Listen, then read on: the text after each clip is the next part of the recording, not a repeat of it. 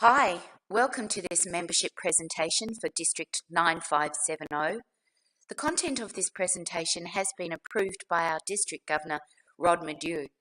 Now, the presentation has been designed to show all club members and it ensures a consistent message is being delivered to all the clubs within our district in regards to membership, and it supports our district's membership goals.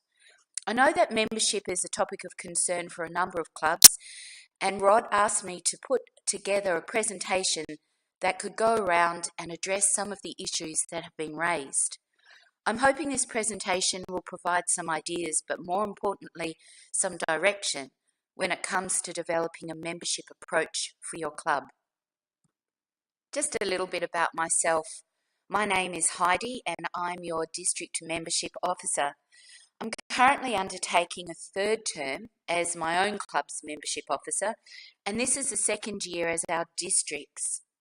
So last year I was privileged enough to visit a number of clubs in our district along with Brian Jessett. We did a road trip for a week, and I got to see firsthand some of the challenges that clubs within our district have with regards to membership. I also met a lot of presidents at PETS in Gladstone this year where we discussed your concerns and got to share ideas about membership and what's working and what isn't for some clubs. Last year I attended 2 interstate membership seminars which provided so much valuable information, and I got to share that with the presidents and the membership officers last year. Before I go on, I want you to know that this presentation is a culmination really of the last 2 years of my position as a membership officer and trialling things within my own club. So I'm not going to present anything that I haven't tested myself. And I have to tell you that our own club has had resounding success with just the little tweaks that we've done that I'm presenting in this presentation.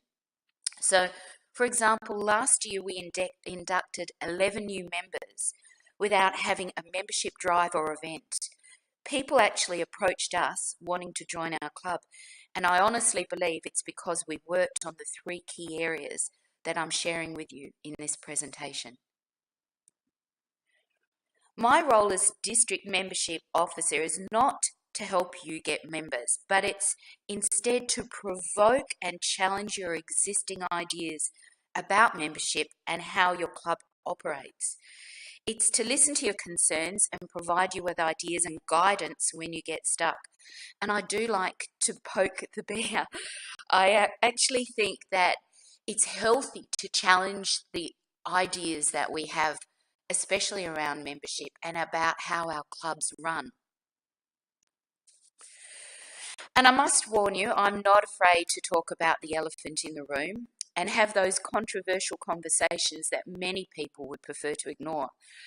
Ignorance is no excuse when it comes to the law, and neither should it be for Rotary. But don't worry, if I'm about to broach an elephant topic, I'll let you know. So let's get started. When I think of Rotary membership, it's always felt a bit like this, dragging people through our doors and into our meetings. But I think it's time that we challenge the membership way and the way that we approach it. Instead, let's create an environment where we've got people who are excited to come to our meetings, where people want to actually join our clubs and are keen to put their hands up to take on projects. Because let's face it, wouldn't life be easier if we could spend our time just focusing on projects and having fun, rather than membership numbers and who's going to do the projects we want to undertake? Well, that's what this presentation is all about. It's about creating a club or our clubs that have this excitement where people want to join them. And I think the first thing we need to do is stop focusing on numbers and placing so much emphasis on them determining if we're a great club or not. The number of members in a club does not determine if it's successful. What does determine our success is if we are achieving our values, if we're meeting the needs of our communities, and if we're fostering environments that support diversity. So this leads us to the three key areas that I mentioned earlier that this presentation is focusing on today. So the three key areas our district is focusing on with regards to membership, which supports the overall goals of Rotary International, are our culture, our projects, and our image. So let's have a look at each one of those in more detail.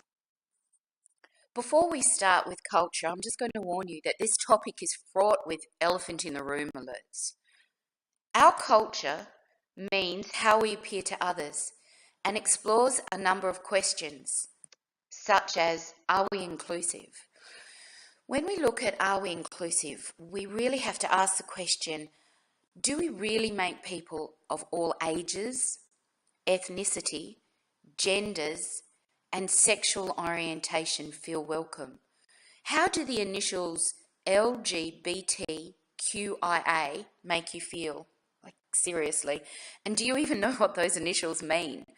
For those of you who are unsure, they stand for lesbian, gay, bisexual, transgender, queer or questioning, intersex, and asexual.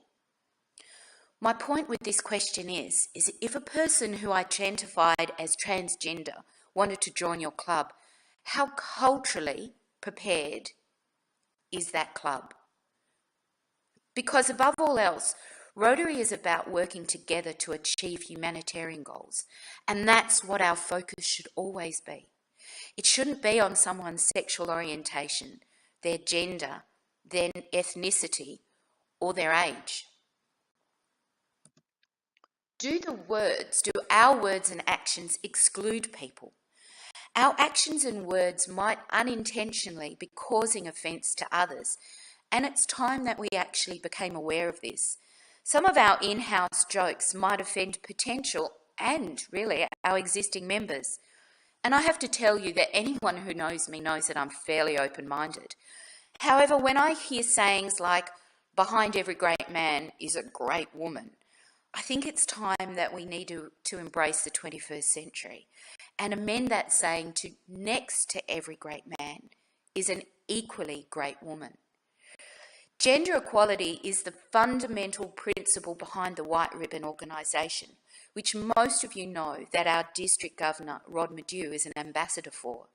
When I discussed Rotary's culture and expressed my concerns with Rod, he agreed that it's an area that we need to talk about and bring out of the closet, so to speak, and get it out there and discuss and challenge what we normally do and believe. And please don't think that for 1 minute I condone living in a nanny state where we're frightened of saying anything in case we offend people. But I do think it's time that we thought before we spoke, especially when we're trying to create an inclusive culture. Are we kind, especially to our volunteers? Do we bark orders when jobs need to be done and forget that we're dealing with unpaid employees? I mean, Rotary has such a unique business model in the way that people pay us to work. So in turn, we need to be aware that treating our volunteers with respect should be one of our top priorities. Are we supportive, especially when members don't turn up for meetings very often? Then we joke about it, announcing them as guests when they do. Is this just simple fun, or could someone be offended but feel they can't say anything? And imagine a guest that comes along to a meeting where something like that is said. They must be thinking to themselves, oh my goodness, if I don't turn up for every meeting, I might be the butt of somebody's joke. Are we flexible in supporting our members? Does your club vary meeting times so people who can't attend regular meetings can at least catch up and feel part of the club? Are we current? Are our club customs or meeting formats out of date? Did you know that you can create segments that are relevant to your own club? For example, rather than toasting an international club, why not once a month toast a local business or organisation that's doing amazing humanitarian work in your community? Guys, you can think outside the square and create some interest. Are we relevant? Do our projects meet the needs of our community and keep our members engaged? Or have we slipped into that catering club scenario, specialising in sausage sizzles? Or do we actually get involved in regularly creating change? Now, don't get me wrong, I understand there is a balance and the importance of raising money via those sausage sizzles, but we also need to make sure we do have that balance. Are we willing to try new or old ideas? How often do we hear, we've tried that before and it's never worked? We need to stop doing that. Like, seriously, there is nothing that puts existing members and potential members off your club faster than shutting them down before they've even had a chance to try anything. What's happened in the past is totally irrelevant to what is happening now and in the future, because now we have different people, different ideals and inspiration than what has happened in the past. And that brings us to our second area of focus, which is projects. Projects are the key to engagement, both with our existing members and in gaining new ones. If you engage in interesting, dynamic and diverse projects, I can tell you, you are naturally going to attract members and keep your existing members engaged. Besides which, isn't that one of the reasons why people join Rotary? To create change in the world? The district website is going to be a fantastic source to see what other clubs in our district are doing in regards to projects. But the best place to start with ideas is within your own community. So you can run newspaper ads, visit the Chamber of Commerce, go to the local high or primary school. Basically, tap into your community and ask them what is needed that will benefit the community. I'm willing to bet you that you'd be surprised with some of the amazing and viable ideas people come up with, especially youth. And I do acknowledge that some clubs might have restricted ability, like physically, for their members to do labour, but not all projects need a hands-on approach. For example, I visit a local aged care facility with my dog to do some dog therapy. And I overheard a conversation between carers saying that they wanted to buy a lifelike doll for the patients in the dementia area to nurture. And it's part of their wellness program. But the facility thought that the money involved with purchasing that particular item was too expensive. And I thought to myself, well, that's something I'm going to put towards my board to suggest that we purchase a doll for this, a lifelike doll for this organisation. So why not have something as simple like as that as a project? That project is going to cost approximately $500. It's also important that we create partnerships with organisations within our communities. Many clubs do this well, but most of us could do it better. Perhaps think outside the square and do something like engage the local school to create a social media strategy for your club and projects.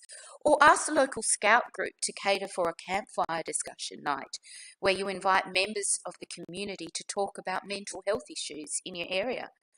And don't forget the Rotary grant system. Explore all options and don't be afraid to spend a few dollars if it means getting the job done. In the end, it's better to spend the money you've worked so hard to raise than just to let it sit in the bank waiting for the perfect project to come along. When it comes to tackling a larger project, why not get together with your closest Rotary club and create a project partnership? Again, many clubs already do this quite successfully, but I think we could do it more and sort of move away from that silo mentality that we've got. We're all part of Rotary and really should tap into our existing resources. And these are just some ideas to show you that you can be creative as you want when it comes to building meaningful relationships.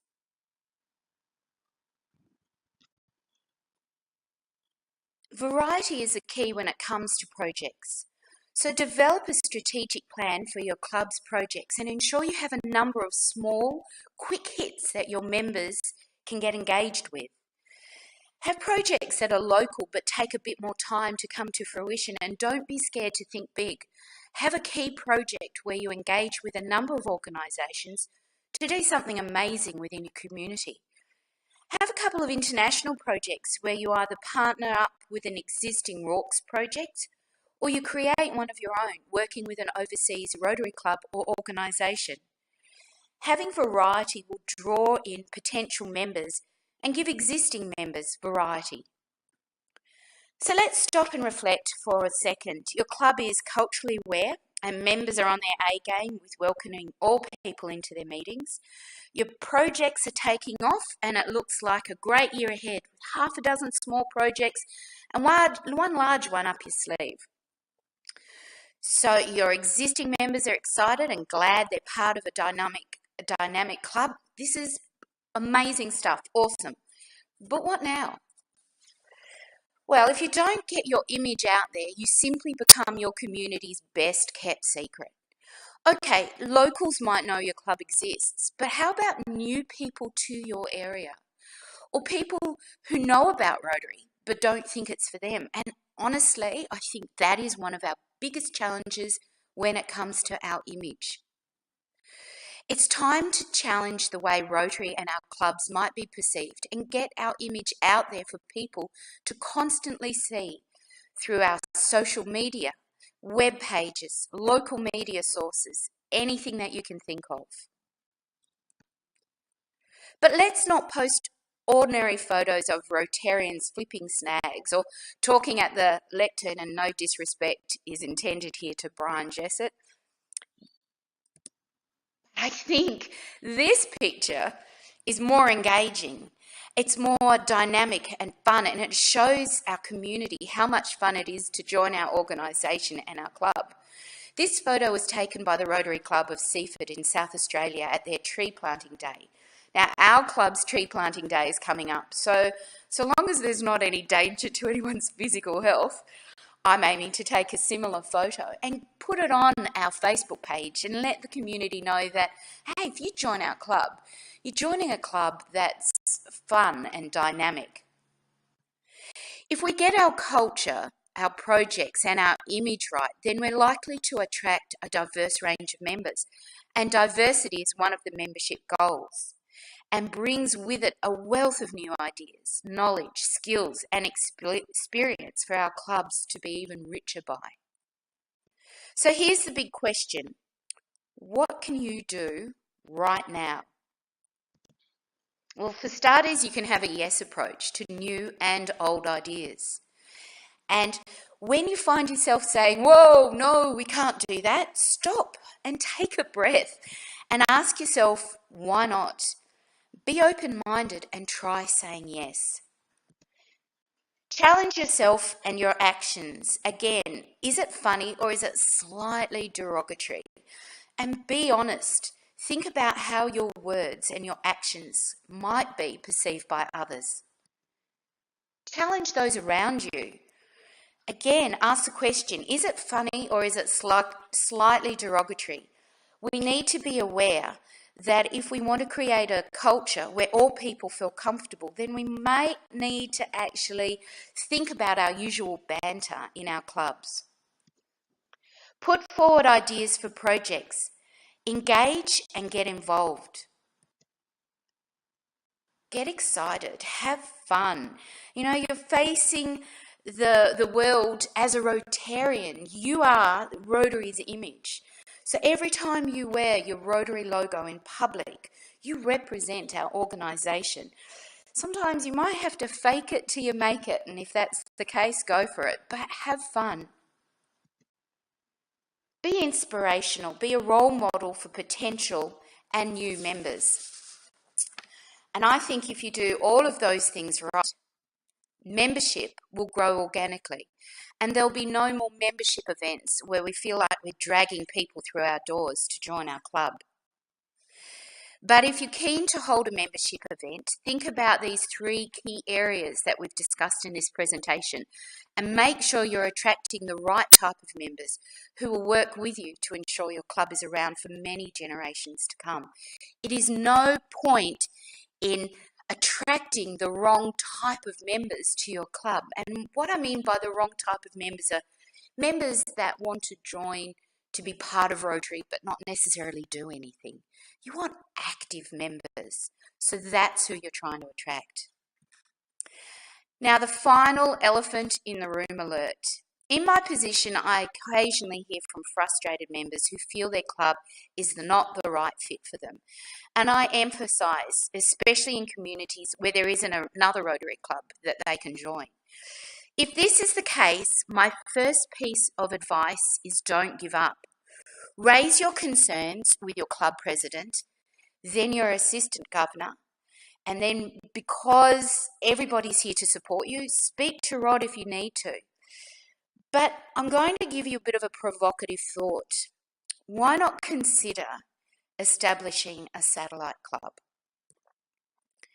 Now, before you think I'm suggesting that members should jump ship at the first sign of distress, that's actually not what I'm suggesting at all.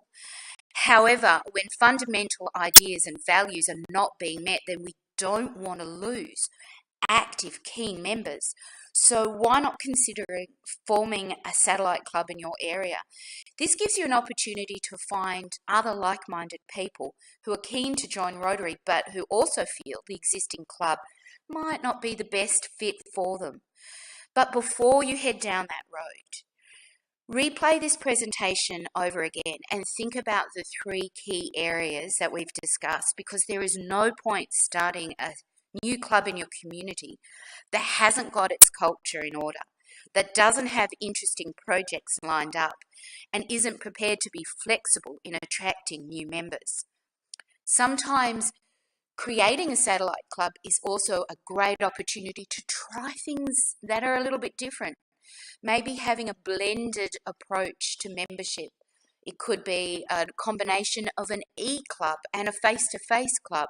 Think outside the square. I mean, these are exciting times in Rotary as far as membership goes. You are only limited by your imagination.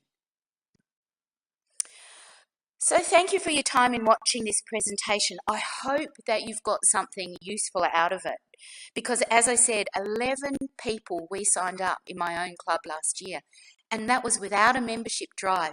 But that was because we have tweaked our culture. We've reviewed our projects. We are actually getting all our ducks lined up in a row, if you like.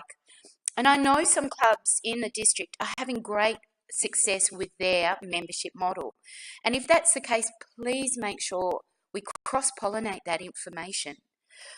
I've put a couple of helpful resources up here for you, and if you feel that you really want to do a membership drive, then if you Google the Rotary Club of Yass's membership model, that was what I've used in my club with great success as well.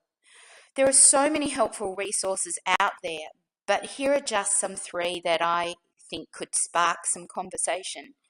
I've also included my contact details. If you want to discuss any ideas or concerns, please feel free to contact me.